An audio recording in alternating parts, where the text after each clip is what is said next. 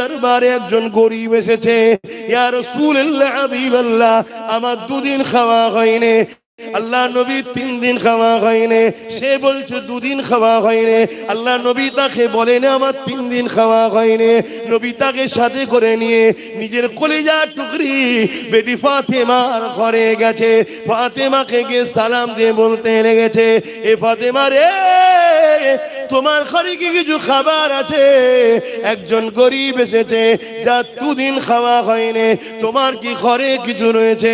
হযরতে ফাতেমা বলতে লাগলে, ইয়া রাসূলুল্লাহ হাবিবাল্লাহ, আব্বা জান আপনি বসে, আমি খাবারের ব্যবস্থা করে দিচ্ছি। আল্লাহ নবী বসলেন। ওই গরীব মানুষটা যে 2 দিন খায়নি, সে বসে রইল। হযরতে ফাতেমা ঘরের ভেতরে গেলে, ও নামাজের মুসাল্লা নিলে, উযু করলেন, নামাজের মুসাল্লা নিলে, ওই নামাজ পড়তে শুরু করলে। আরে নবী পাক খাবারের কথা বলেছে, ফাতেমা নামাজ পড়তে লেগেছে। ওই নামাজেতে খাতুনে জান্নাত হাত তুলে বলতে লেগেছে, ও রব্বি আল্লাহ পাক, আমি ফাতেমাকে 3 দিন আপনি খাওয়াননি, আমি ফাতেমাও খুশি নয়, আপনার উপরে রাজি রয়েছি। আমি ফাতেমার স্বামী আলী 3 দিন খাইনি, আমার আলী আপনার রাজি আপনার উপরে। তবে আল্লাহ পাক আমার দরবারে এমন একজন মেহমান নিয়ে এসেছে, তিনি যদি জানতে পেরে যায় ফাতেমা 3 দিন খাইনি, মনে দুঃখ নিয়ে ঘরে ফিরে যাবে। আমি আমার আব্বাকে দুঃখ দিতে চাই না। আমার আল্লাহ হাবিবুল্লাহ জন্য কিছু খাবার আপনি ব্যবস্থা করে। আমার আল্লাহ আওয়াজ দিয়ে দিলে, হে জিবরাইল, জমিনে চলে যা, জমিনে চলে যা, জান্নাত থেকে খাবার ভর্তি খাঞ্চা নিয়ে চলে যা। আমার ফাতেমা দরবারে গিয়ে ওই জান্নাতি খানা খেয়ে পৌঁছে দে। আরো জোরে বলুন সুবহান।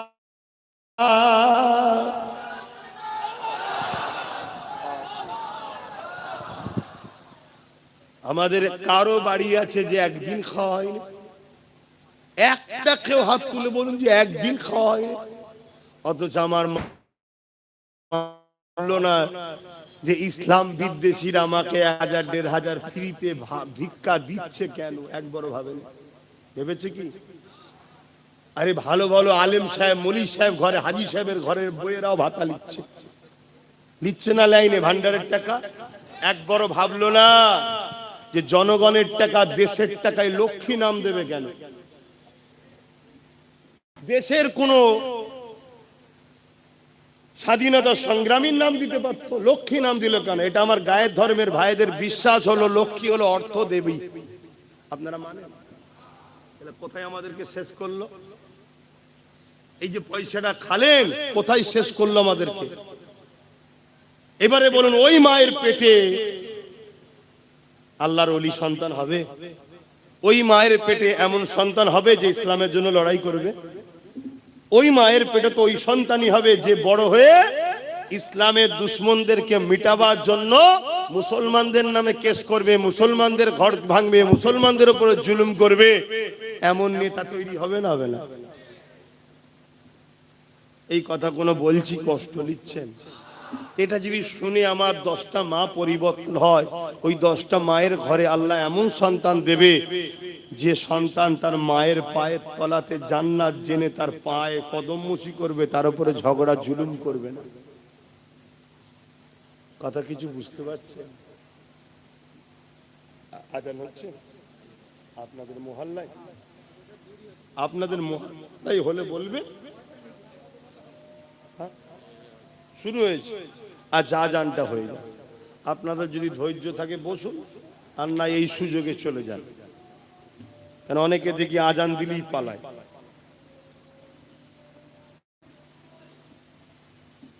সাড়ে 7টা।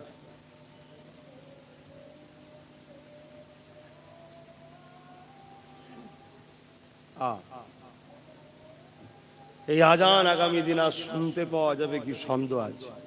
সেই দিন এসে গেছে। কি করলাম আমরা? কি ভুল করলাম?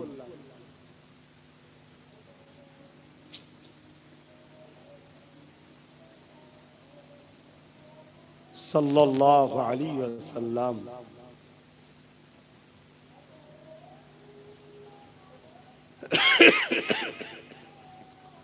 সাল্লাল্লাহু আলাইহি ওয়াসাল্লাম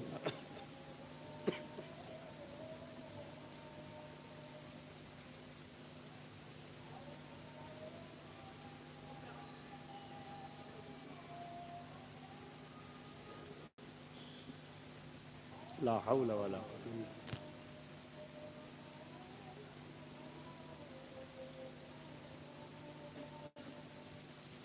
লা হাওলা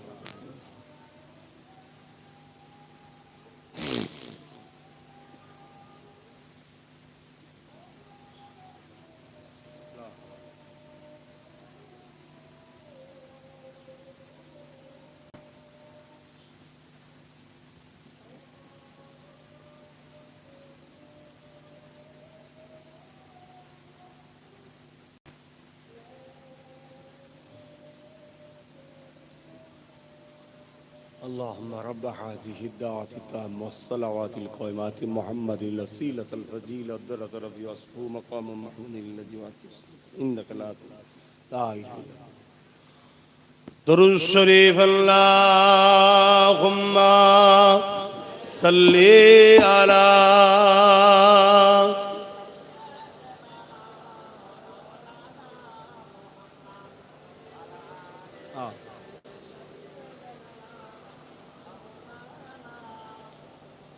যাদের হৃদয়ে আছে আল্লাহর ভয় তারা কখনো নবী ভুলে যায় না আল্লাহর প্রেম ছাড়া এই দুনিয়ায় কারো কাছে কোনো কিছু চাই না। প্রকৃত সাকসেসফুল তো এইটাই, যেন আমার আল্লাহ ও রসুলকে আমরা রাজি করতে পারি। যাদের হৃদয়ে আছে আল্লাহর ভয় তারা কখনো নবী ভুলে যায় না আল্লাহর প্রেম ছাড়া এই দুনিয়ায় কারো কাছে কোনো কিছু চাই না। রাতের আঁধারে যারা সিজদাতে রয় দু চোখের স্রোতে নদী যেন বয়। কখনো উঠেছো যুবক? রাত্রে ঘুম ভাঙে? রাত্রে ঘুম ভেঙে যায় না? ফাঁকে যেতে হয়, ঘুম ভেঙে যায় তো। কখনো রাত্রে ঘুম ভাঙলে একদিন ট্রাই করে দেখবে, উজু করে আর একা একা আল্লাহকে সেজদায় পড়ে থাকবে, কিছুক্ষণ পড়ে থাকবে, একটা আলাদা মজা পাবে। চোখ দিয়ে অঝরে পানি বেরিয়ে যাবে, তুমি রুখতেই পারবে না, তুমি বুঝতেই পারবে না তোমার হাজারো ব্যথা কোথায় গেল। তোমার রবের সেজদায় চোখের পানি ফেলা, কিয়ামতের দিন জাহান্নামের আযাব থেকে বাঁচার ওই যে জাহান্নাম তেড়ে তেড়ে যে আসবে। গতকাল কি তো আজ করেছিলাম, শুনেছেন তো? অনেকে লাইভও শুনেছে। ওই জাহান্নামকে সরাবার একটাই উপায়, আমাদের চোখের পানি আল্লাহ নবীকে দেবে, নবীটা নিক্ষেপ করবে, জাহান্নাম হাজার হাজার মাইল দূরে সরে যাবে। জোরে বলুন সুবহানাল্লাহ। আসো আমার ভাইরা, ফিরে আসো, এখনো সময় আছে, এখনো সময় আছে, কিন্তু তোমাকে পরিবর্তন হতে হবে। রাতের আঁধারে যারা সিজদাতে রয় দু চোখের স্রোতে নদী যেন বয়। রাতের আঁধারে যারা সিজদাতে রয় দু চোখের স্রোতে নদী যেন বয়। ছলনার খাঁচানি যত আসো, ছলনার খাঁচানি যত আসো, পিছনে ফিরো তাকায় না। যাদের হৃদয়ে আছে আল্লাহর ভয় তারা কখনো নবী ভুলে যায় না আল্লাহ প্রেম ছাড়া এই দুনিয়ায় কারো কাছে কোনো কিছু চাই না। আল্লাহুম্মা সাল্লি আলা।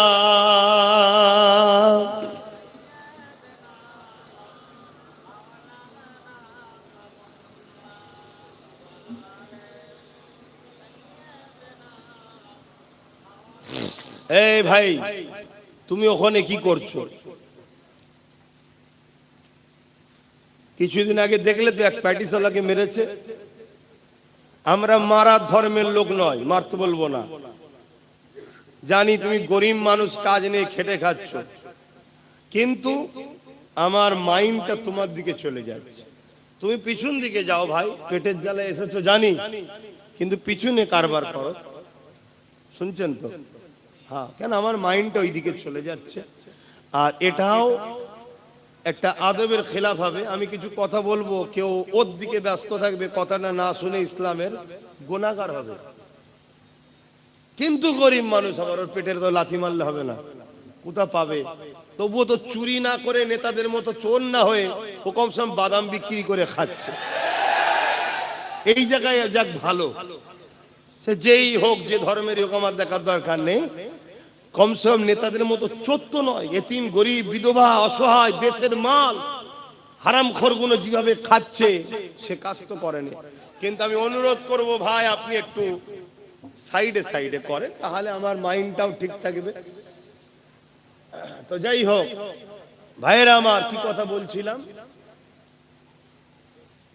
বলবেন তো?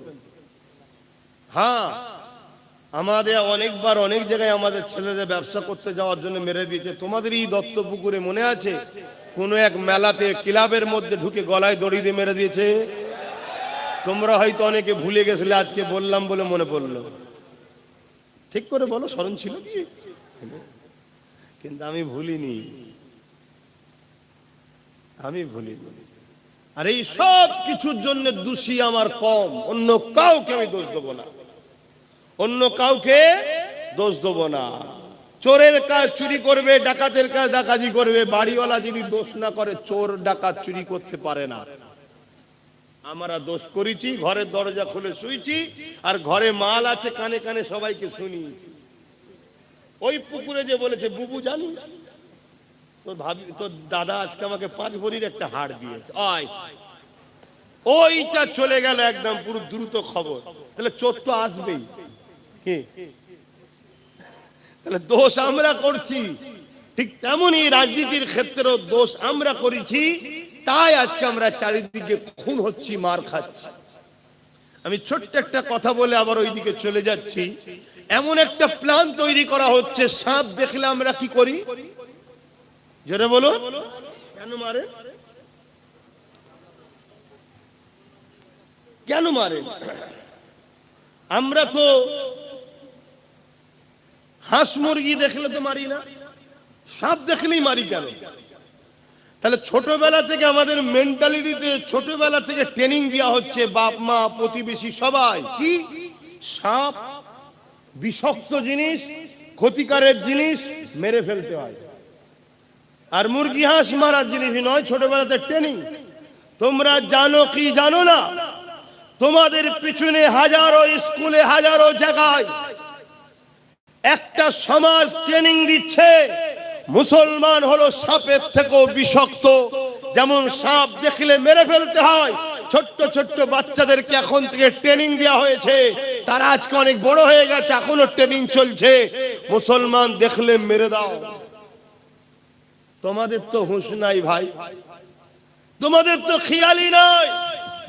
সমাজে ট্রেনিং দেওয়া হচ্ছে, মুসলিম মেয়েদেরকে রেপ করলে পাপ হয় না, পুণ্য হয়। মুসলিম মেয়েদেরকে তুলে নিয়ে আসো, চাকরি দেওয়া হবে। গল্প বলছি না, আমাকে সব ভিডিও আছে। কিন্তু তোমাদের তো হুঁশ নাই, তোমাদের একটাই খেয়াল, আমার চোর নেতা আর 5 বছর কি করে থাকবে, এর জন্য নিজের কমকে খুন করতে হয় কর, ঘর ভাঙতে হয় ভাঙ, যা করতে হয় কর, তাতে আমি জাহান্নামে যাই তাও ভালো, আমার নেতা যেন 5 বছর বেঁচে থাকে। এই করে 79 বছর আমার কম করছে না, করে না বল? 79 বছর ধরে এই কাজেই লেগে আছে আমার কম, কখনো একে, কখনো ওকে, কখনো একে, এই করে বেড়াচ্ছে। একবারও ভাবলো না কমসে কম আমার বাচ্চার কি হবে, আমার নতুন প্রজন্মের কি হবে? আরে আমি ইসলামে যদি উপকার করতে নাও পারি, আমার ইসলামের ক্ষতি যেন না হয়ে যায়, এটাও তো ভাবা দায়িত্ব আছে না? কিন্তু আজ একটু হলেও যুবকরা জাগেছে, তাই তো নাকি? কিন্তু আমার তো ভয় হচ্ছে তোমাদেরকে আবার নতুন করে বিভিন্ন প্ল্যানে কিনে লিয়া হবে না তো? আবার তোমাদের মাইন্ডকে ডাইভ করে দাও তো। কেন এখন এআই এর সময়, ভিডিও এডিট করার সময়, গলার ভয়েস চেঞ্জ করার সময় আব্বাস সিদ্দিকীকে নিয়ে নানা রকম চক্রান্ত করা চলছে না, চলে না? তারপরে আবার এমনও হতে পারে কালকে, শুনছেন, কালকে আমার থেকে তোমাকে সরাবে বলে আবার নতুন কোন মুসলমানদের মাসিয়াকে দিয়ে দল খুলিয়ে দিতে পারে, যে 10 জন আছে 5 জন 5 জন করে দে, সেও মরবে আমিও মরবো, 10 জন এক জায়গায় হলে বেঁচে যেতাম। এর মতো প্ল্যান পরিকল্পনা হতে পারে না, পারে না?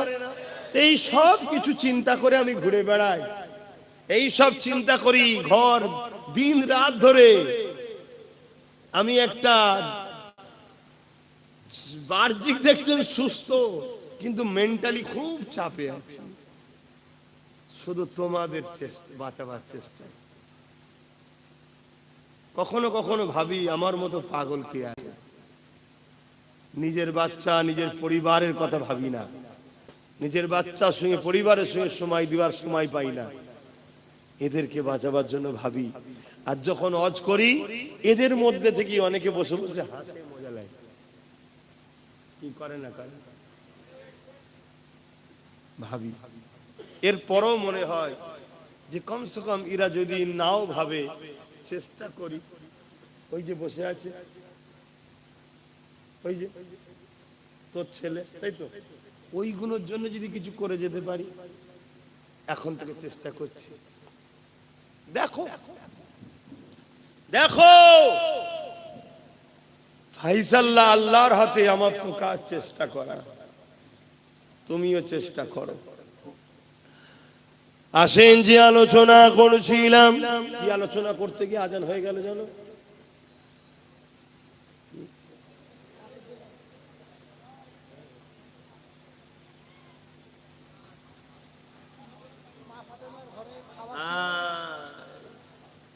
তাহলে বলো কতজন কত দিকে চলে গেলে। হ্যাঁ, হযরত আম্মা জান খাতুনে জান্নাত ফাতিমা আয-জাহরা রাদিয়াল্লাহু তাআলা আনহা, তিনি সিজদায় পড়ে যে খাবার চাইলেন আল্লাহর কাছে, আল্লাহ বা জিবরাইলকে দিয়ে খান যাবত দিয়ে দিল।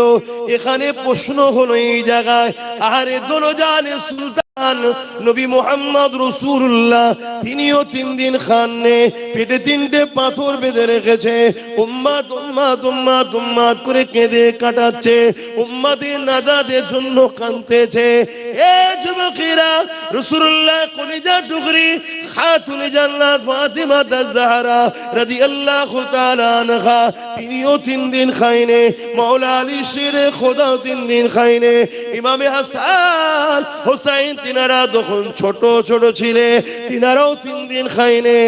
একবার ভাবো, আল্লাহ তোমার আমার কারো অভাব দেয়নি, কিন্তু এরপরও সামান্য ভিক্ষা পেলে আমার বাপ ভাই মা বোনেরা একবারও ভাবার সময় নেই এই টাকাটা ভিক্ষা আসছে কোথা থেকে। মদের টাকা নয় তো, একবারও ভাবি। এই তো বললো,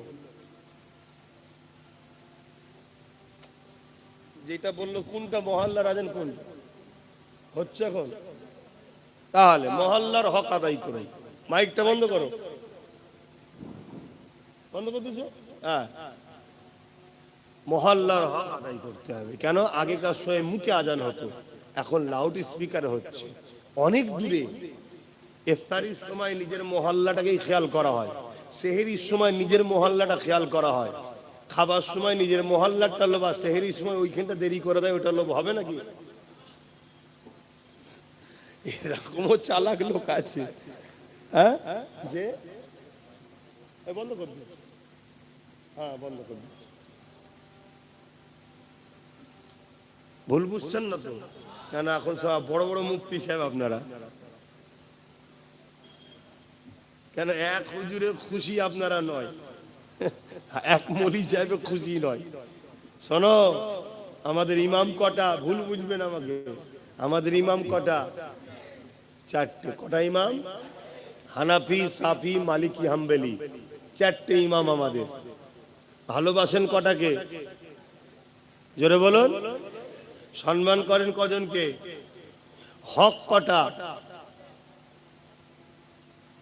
বলতে পারছেন না? হকও চারটে। জান্নাত যাবে কজন? চারজনই। মানেন কজনকে? একজনকে। তাহলে চার ইমামই হক, চারজনই আহলে সুন্নাত ওয়াল জামাত, চারজনই ঠিক, চারজনই জান্নাতি, চারজনকেই সম্মান করি, চারজনকে ভালোবাসি, কিন্তু মানি? আলেম ওলামা আহলে সুন্নাত ওয়াল জামাতের পীর পীরজাদা সবাই ভালো, সবাই হক, সবাই ঠিক, যে কিন্তু মানবেন কজনকে? এটা আছে কি আমাদের? এই নেই বলেই তো আমরা পাগলা হয়ে যাচ্ছি। আমার 5 দাদু ছিল, 5টা দাদু, সব মুরিদি ফুরফুরা দাদা হুজুরের, কিন্তু যে দাদা হুজুরের বড় সাহেব দাদার সঙ্গে উঠা বসার লেনদেন, বাকি সবাইকে ভালোবাসতো, সম্মান করতো, পিয়ার করতো, কিন্তু ফলো করতে একজন।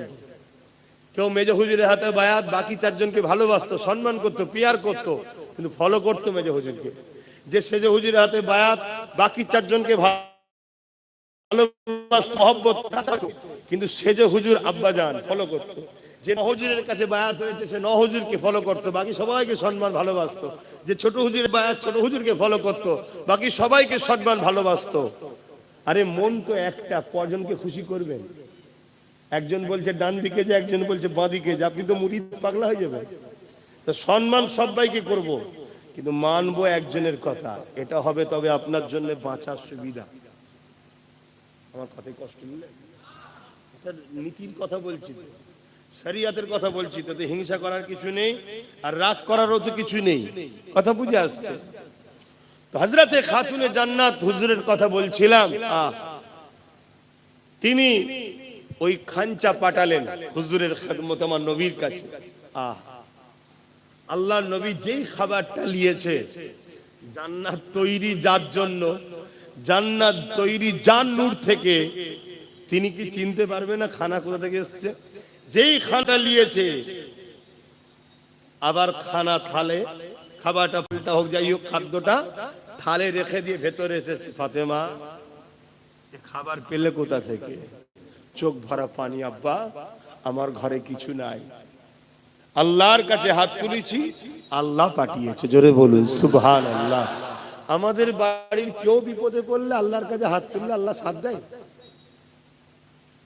বলবেন তো? 5 বছর 10 বছরও দোয়া করছে, হচ্ছে কেন? হযরতে হাসছো কেন? হাসার জিনিস কি? তাহলে হাসছো। হযরতে মুসা আলাইহিস সালাম তুর পাহাড়ে যাচ্ছে, মন দিয়ে শোনো। যাবার সময় পাহাড়ের নিচে একটা লোকের সঙ্গে দেখা হয়েছে, যে খুব কাঁদাকাটি করছে। মুসা নবীকে দেখে মুসা নবীর কাছে অনুরোধ করছে, হুজুর আমি দীর্ঘ 40 বছর ধরে আল্লাহর কাছে একটা দোয়ার জন্য কাঁদছি, আমার দোয়া কবুল হচ্ছে না। কত বছর?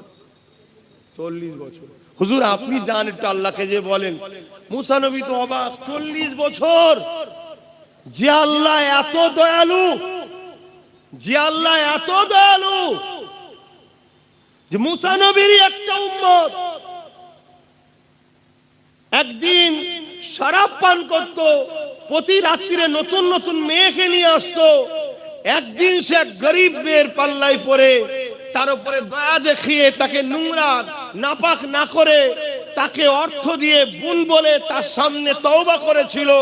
আল্লাহ তার দরজায় লিখে দিয়েছিল গায়েবী ভাবে যে তওবাকারী, আল্লাহ একে পছন্দ করে নিয়েছে। জোরে বলুন সুবহানাল্লাহ। সেই আল্লাহ তো 40 বছর দোয়া কবুল করেনি। তো মুসা নবী গিয়ে বলছে, আল্লাহ ওর দোয়াটা কবুল করেন। আল্লাহ বলছে ওর দোয়া কবুল করব না। কেন? ও হারাম খাই। কেন? কি খাই? তাহলে হারাম খেলে দোয়া কবুল? আল্লাহ মাফ করেন আমাদের। কি যে হচ্ছে জেনে অজেনে আল্লাহই জানে। অনেকে অজানাতেও তো খেলছে। এই যে বিস্কুট বাজার থেকে কিনে খাচ্ছি, ওর মধ্যে কি দিয়ে রেখেছেন কে জানে। একদিন সোশ্যাল মিডিয়ায় দেখলাম চায়ের সাথে গোবর মিশাচ্ছে। আমি সেই দিন থেকে চা খাওয়া ছেড়ে দিয়েছি। কথা বুঝে? আরো কত কি করছে। আমাদেরকে শেষ করার জন্য কিভাবে উঠে পড়ে লেগেছে। সেই জায়গায় আমরা কি একটু ভাবছি যে কিভাবে বাঁচবো? কমসে কম ডেলি তো তওবা করো, ডেলি তো আল্লাহর কাছে পানাহ চাও। কমসে কম ইচ্ছা করে ভুল যেন না হয়, ইচ্ছা করে যেন হারাম না খাওয়া হয়। এটা বাস্তব কথা বলছি। অনেক সময় অনেক পার্টির পক্ষ থেকে পিকনিক দেওয়া হয়, ফ্রিতে খাওয়ানো হচ্ছে। খোঁজ নিয়ে দেখেছো কিসের পয়সা? জবাই করে না, ঝটকা দিয়া না, কাটা খোঁজ রেখেছো? তুমি আমি তো গিয়ে বসে গেলাম। ভাবো আমার সোনার ভাইয়েরা, কি ক্ষতি করছি তো নাকি যে এই হুজুরের পাল্লায় পড়লে সুখী